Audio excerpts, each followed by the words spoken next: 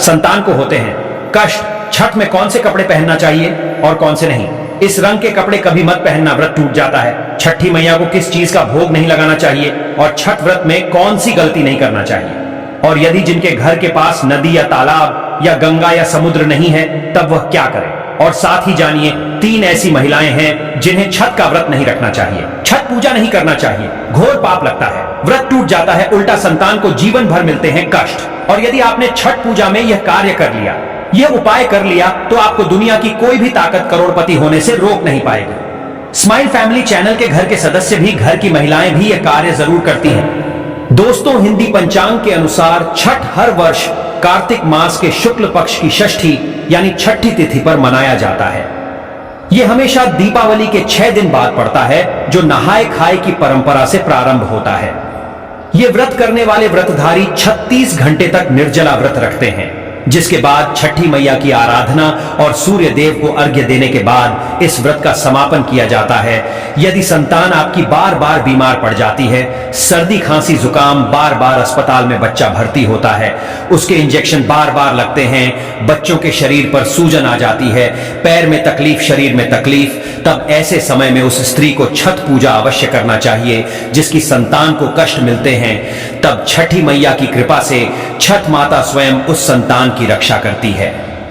छठी मैया बहुत प्यारी है, संतान की स्वयं रक्षा करती है, परिवार की रक्षा करती है, परिवार में कभी विपदाएं नहीं आती। छठी माता का हृदय इतना कोमल है जिसकी आप कल्पना नहीं कर सकते। खासकर संतान दीर्घायु होती है, परिवार खुशहाल होता है, जीवन भर इतना सुख घर में बरसता है जिसकी आप कल्पना भी नहीं कर पाएंगे। छठी माँ ब्रह्मांड की माँ है, संसार की माँ है, संतान की माँ है, जो सच्चे दिल से एक बार छठी मैया को प्रसन्न कर लेता है। समझो, उसने 7 बार पृथ्वी की परिक्रमा कर ली, गंगा स्नान कर लिया, धार्मिक यात्रा कर ली, देवताओं की परिक्रमा करना माना जाता है।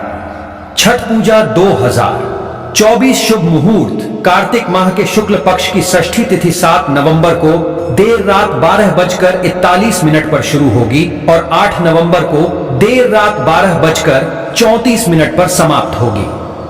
दोस्तों, सबसे पहले हम यह जानते हैं कि ऐसी कौन सी महिलाएं हैं जिन्हें छठ पूजा नहीं करनी चाहिए। लगता है घोर पाप और व्रत टूट जाता है, छठी मैया क्रोधित हो जाती है। हम यह भी बताएंगे माता को क्या चढ़ाना चाहिए, क्या नहीं, खाने में क्या खाना चाहिए और क्या नहीं। हम इस वीडियो में बारी बारी जानकारी बताएंगे। तो वीडियो आज की बहुत ही सुंदर है, अंत तक बन रहे। सुंदर सी वीडियो को पहले लाइक करें और हमारे चैनल को सब्सक्राइब जरूर करें। सच्चे दिल से कमेंट में लिखें, जय हो छठी मैया की। छठी मैया स्वयं आपकी संतान की रक्षा करेंगे। आपके घर में छठी मैया खुद चलकर आएंगी, मां का होगा वास। दोस्तों, छठ पूजा का व्रत ऐसी महिलाएं गलती से भी ना रखें, अन्यथा आपकी संतान की मृत्यु हो सकती है, पति पर भारी संकट आ सकते हैं, उल्टा पाप के भागीदार बन सकते हैं। ऐसी महिलाएं छठ पूजा से रहे दूर। दोस्तों, कार्तिक मास की षष्ठी को छठ मनाई जाती है।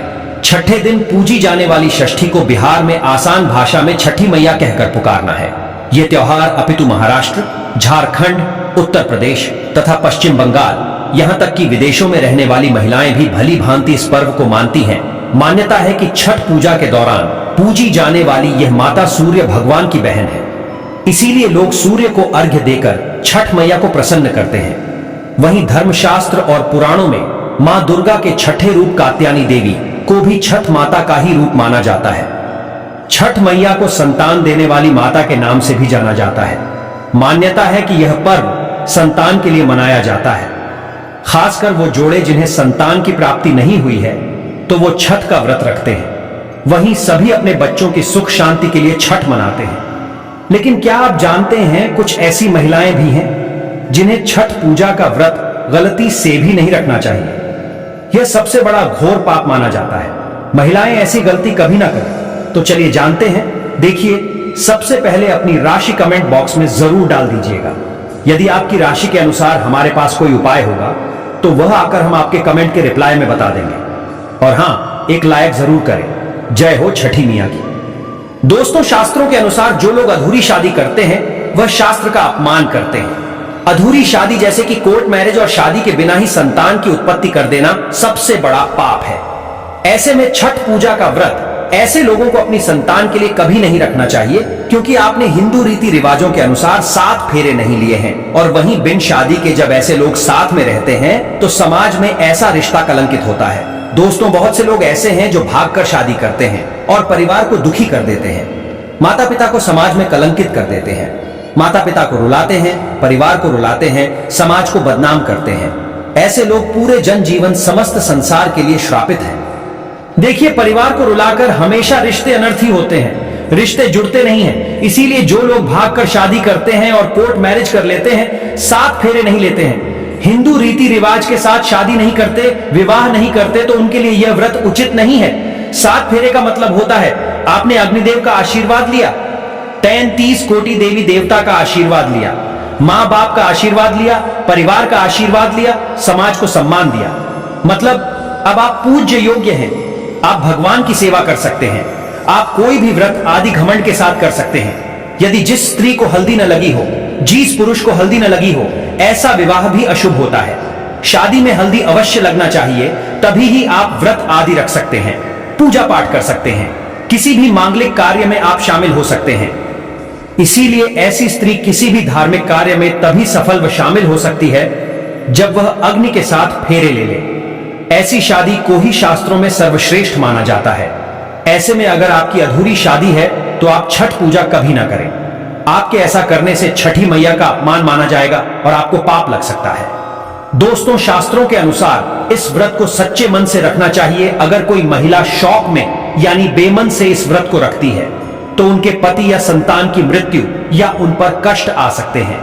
सच्ची श्रद्धा के साथ छठ पूजा का व्रत रखना चाहिए। इस व्रत के सफल होने से संतान सुख की प्राप्ति होती है, संतान को कष्ट कभी नहीं आते। छठी मैया करती है रक्षा।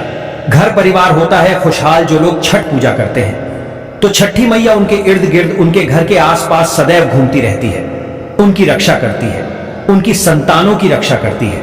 जो बांझ महिलाएं हैं उन्हें संतान सुख की प्राप्ति देती है, लेकिन सच्चे हृदय से ही माता को पुकारे। दोस्तों, छठ पूजा करने से सैकड़ों युगों के फल की प्राप्ति होती है। परिवार में सुख, समृद्धि, धन की प्राप्ति होती है।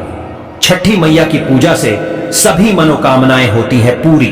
वहीं कुंवारी कन्याएं और पुरुष भी छठ पूजा कर सकते हैं। छठ पूजा का फल कई लाख गुना प्राप्त होता है। इससे व्यक्ति के सभी पाप खत्म हो जाते हैं और सुख समृद्धि की प्राप्ति होती है। छठ पूजा का व्रत पूरा करने से स्वयं छठी मैया आपके पूरे घर की रक्षा करती है। दोस्तों, अब यह भी जान लेते हैं कि छठ मैया को ऐसी कौन सी 3 चीजें हैं जो नहीं चढ़ानी चाहिए, भयंकर पाप लगता है।